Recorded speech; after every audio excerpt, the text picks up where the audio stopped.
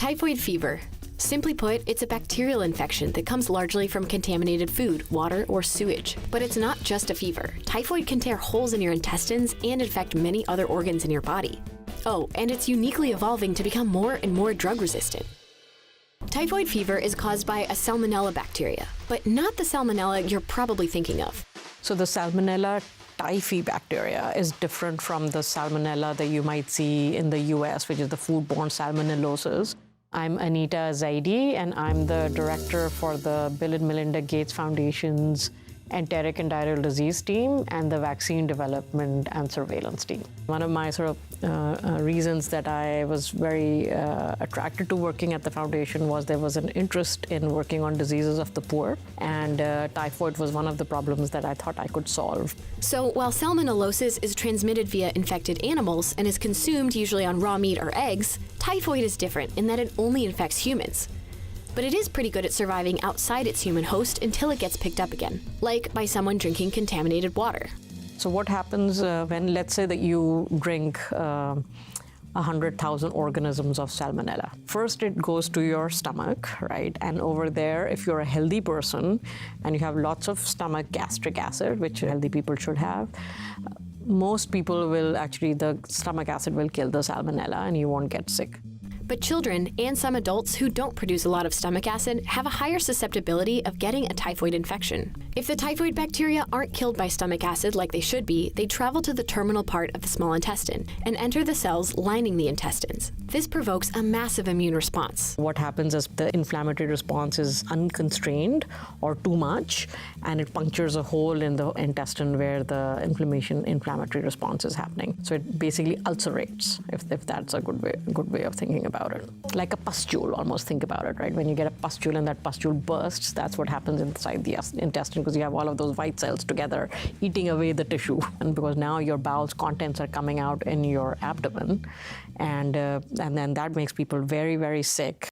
From here, they get into lymphoid tissue underlying the enterocytes, called Peyer's patches, and then into the bloodstream and spread widely to many organs of the body, especially the liver, spleen, and bone marrow. They also re-enter the intestine through the bile draining from the liver into the gallbladder and then the upper intestine, so they can be excreted in feces and spread to other people. In some cases, the typhoid bacteria cause ulceration of the Peyer's patches all the way through to the outer lining of the terminal ileum, resulting in a perforation of the small intestine, a very dangerous condition that can kill unless repair can happen through open abdominal surgery. The bacteria spreads ferociously to other organs like the brain, heart, and pancreas. Inflammation then occurring in these areas can cause pancreatitis, meningitis, and a whole host of other problems. These are the most serious complications of typhoid, and they happen after already being sick for 2 to 3 weeks. Leading up to this, the patient feels extreme fatigue set in and a fever that can gradually increase to dangerously high levels. Other symptoms include headache, muscle aches, loss of appetite, diarrhea, and a rash. Diarrhea flushes the Salmonella Typhi out of its human host and back into the sewage system.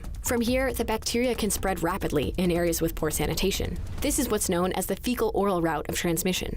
So you start having fever, and slowly the fever gets worse and worse and worse over time because the organism makes you sick slowly instead of very fast. So if a bug gets in you and it kills you very fast, it can't be spread.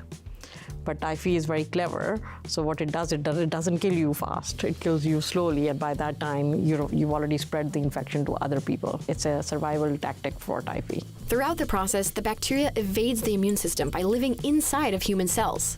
And since it can live inside macrophage cells in the bloodstream and tissues, it can evade the immune system for some time. The good news is typhoid can be treated with antibiotics. The bad news is that some drugs that were highly effective in the past can no longer combat the more evolved strains of Salmonella Typhi. These are what are known as extensively drug-resistant, or XDR. Now there's very few drugs that are left to treat it if you have the XDR type of typhoid, which is why it was so important to have vaccines for typhoid, right? And so until recently, we did have some vaccines, but those vaccines work only in older people, so older than 6 years old. Some of the really exciting work on typhoid has been around actually developing what we call a conjugate vaccine. The protein-carbohydrate conjugation makes the vaccine work for very young children, as their immune systems aren't fully developed to handle carbohydrate antigens by themselves. In a small number of cases, after someone has recovered from typhoid, the bacteria will live on, hiding out in their gallbladder. These people are known as carriers and can infect the people around them. And that's the story of the famous Typhoid Mary, who wasn't sick, but was actually had a really high infection burden of Salmonella Typhi, and she was a cook in New York. And so whichever family she would go and work for, there would be a little outbreak of typhoid. And eventually they had to put her in confinement so that she wouldn't spread the infection anymore.